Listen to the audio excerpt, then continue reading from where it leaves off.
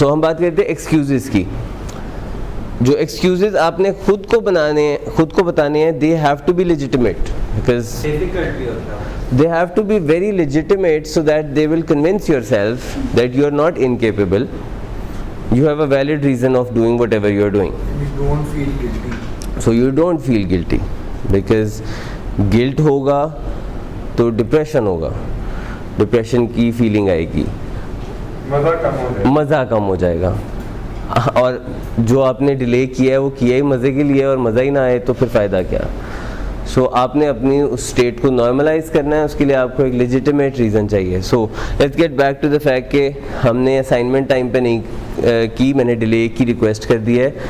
मेरा legitimate reason है कि मुझे इसको परफेक्ट जो करना है, मैं इसे इतना परफेक्ट करूँगा कि वो 5% कट भी जाएगा तो 95 आएगा, और अगर मैं अभी सबमिट करा दूँगा टाइम पे तो हो सकता है मैं अच्छी ना करूँ, 5% नहीं भी कटेगा तो I will probably get less.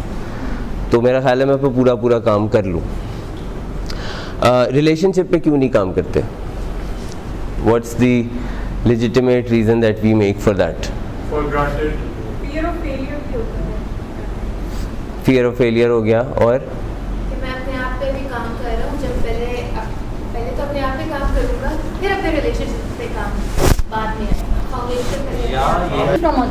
नहीं, ये तो एक जो उन्होंने रीज़न दिया ठीक है, रीज़न बिल्कुल ठीक है, बट वो रीज़न एक प्रोक्रेस्टिनेटर का रीज़न नहीं है।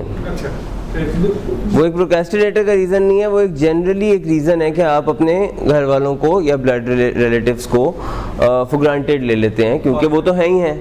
वो तो कहीं जा रहे हैं। प्रोक्रेस्टिनेटर का रीज़न उस सेंस में आएगा कि जो करना चाहता है और नहीं कर रहा, ठीक है, यानी कि उसको इसकी इम्पोर्टेंस का पता है।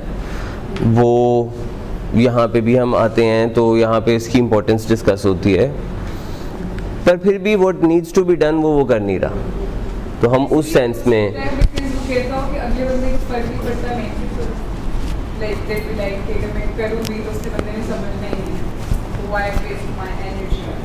ये भी another reason of not a procrastinator, क्योंकि प्रोक्रेस्टिनेटर तो like I said wants to do it but is not doing it. He wants to do it. ये इस वजह से भी हो सकता है कि जब आप चीज़ रिपीटेडली कर रहे हैं किसी चीज़ में तो वो आपकी हैबिट बन जाती है। Once it becomes habit तो वो फिर उस तरह नहीं हो सकता। So ये जो भी आप लोग बता रहे हैं रीजंस, ये ठीक हैं, ये रीजंस होते हैं because of which we don't work on our relationships. But like I said, think of reasons where we want to fix something and then we are not doing it. Okay, we want to, for example, I wanted to go to Islamabad or Murree for a few weeks now, actually more than a month. I was talking about it, I wanted to go, मैं जाना भी चाह रहा था, पर मैं हर हफ्ते कहता था next week, next weekend. इस काम के ऊपर कोई डेडलाइन नहीं थी, इस काम के ऊपर कोई, मुझे ये नहीं था कि अच्छा लाजमी जाना है, पर मुझे वीकेंड पे बस चेंज के लिए जाना चाह रहा था। पर मैंने ऑलमोस्ट 4 to 5 वीक्स उसको डिले किया, करना भी मैं चाह रहा था, अपनी मर्जी थी, किसी ने कुछ कहा हुआ नहीं था। एंड इवेंचुअली मैं ये इस वीकेंड पे गया और मैं कल वापस आया। So why did I procrastinate that? Something as simple as that.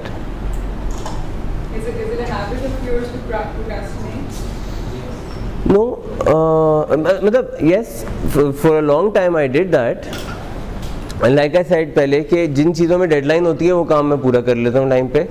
Procrastination is a problem in things where there is no deadline.